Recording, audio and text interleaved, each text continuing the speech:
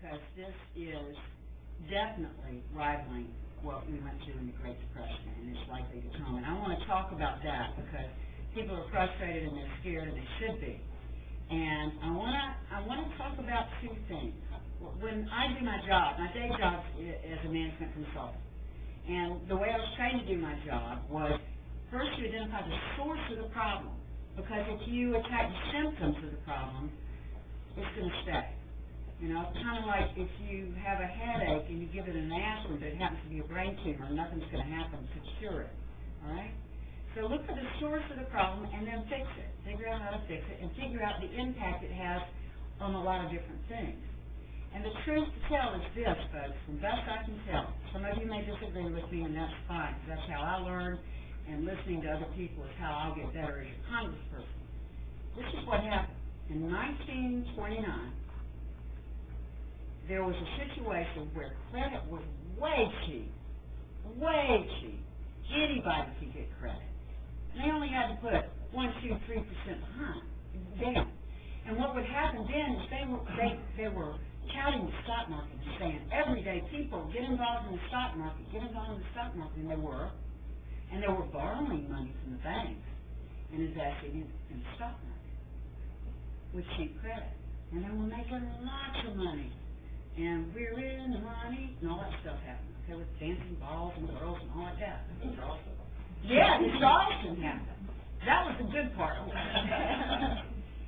So then the bank said, well, let's use depositors' money, let's use pensioners' money, and let's invest it in the stock market, because then our pensions will grow, we'll make money.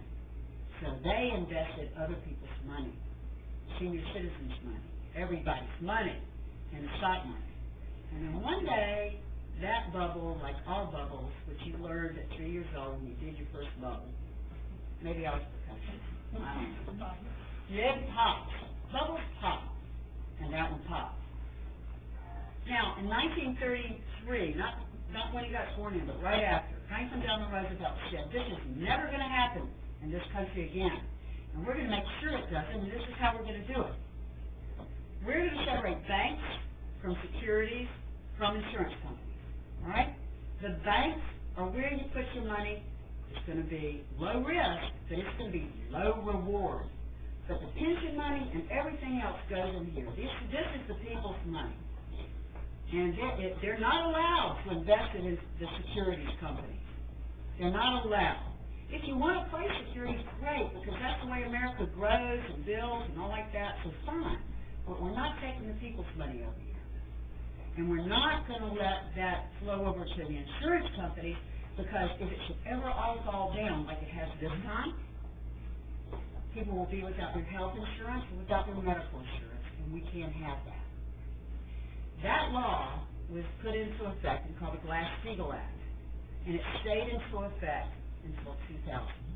Now, there was chipping away at it in the 80s, but it stayed in effect. Those walls stayed clear until 2000, 8 years ago. 8 years ago, with the Bank Modernization Act, or the Graham-Bleley, I can't say something like that, and Lee. They took the walls down, all of them. And then shortly thereafter, they took the walls down in the way we do commodities markets, like gas and food. They took those down. And to make a very long story short, because then the international market said, oh, why don't you self-regulate yourselves, Wall Street and commodities market, you'll do fine. Because the free market system will take care of it. So they were self-regulating. And people were getting subprime loans, you know, your cousins, your nephews, you know, somebody that's never worked for more than tips, were getting loans with no money down and a house. And you're going, whoa, this doesn't look good. And they thought an arm was something on the end of your shoulder. And then the arm came due. And loans began to fall. Credit cards. People had 10, 15, 20 credit cards available to anybody in college. Credit was easy. And it looked like it was 18 annual percentage rate. It wasn't. Because let's say I had a $1,000 balance and I paid off $250. What did they charge me with next? next month. Did they take off the $250 and charge me just on the $750? No, they charged me on the $1,000. As long as there were a balance that went forward. So there was all kinds of deceptiveness going on in our markets in America. But it was growing, and we were in the money, weren't we? We were in the money. And we were flipping houses here in Charleston and making fortunes, okay? And then what happens to bubbles? It bursts. And now, Congress is trying to tell you, they're all going, it was their fault, it was their fault, their fault, their fault. They came later. Congress allowed the walls to come down that protected you and me since 1933. Congress. And every single person in Congress is responsible for letting that happen. And that includes both Obama and McCain. And it most certainly includes my opponent, Henry Grant. All right? So what I'm asking you to do is you have to write in your dead grandmother's name, do not vote for Henry Grant. If you can't deal with me, that's fine, that's your choice. But don't vote for anybody from city council on up that doesn't get that we live in a complex world. We live in a very complex city.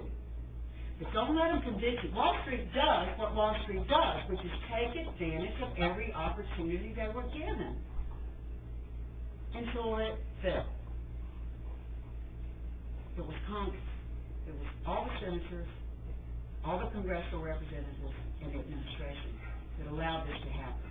They could have known, they should have known, some of them did know. But they didn't do it. Some of them did know. Now, what do you do? Because that's the second part of the problem. That's the source of the problem. I ain't for just saying, nah. This is how you fix it.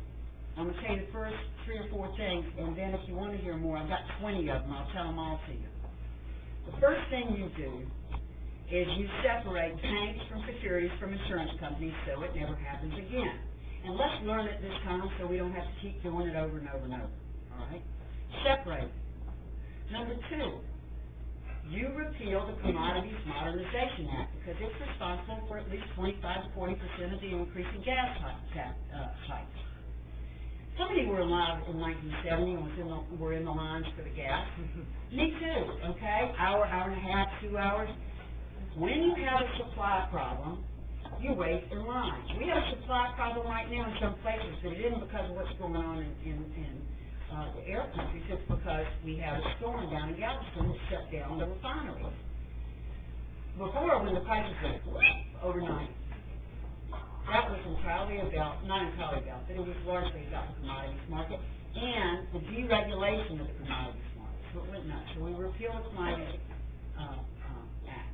Modernization, I love that fact. 3, in the 30s, Roosevelt set up the Homeowners Loan Corporation. Because you know what? When they first came out last weekend, they had nothing in there for the middle class, did they? At all. Nothing. Let's bail out the big companies. And they said it'll trickle down. I'm so scared of trickle down. If anybody says trickle down from now on, I'm going up. Trickle down doesn't work at anything, all right? So they said, we'll trickle down to the middle class. We've got to protect the middle class. And they did in the 30s. What they said is the government will become the Homeowners Loan Corporation.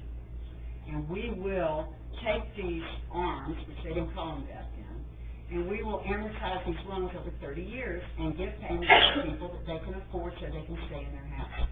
And the government did that, and what happened at the end of it is the government actually made money on it.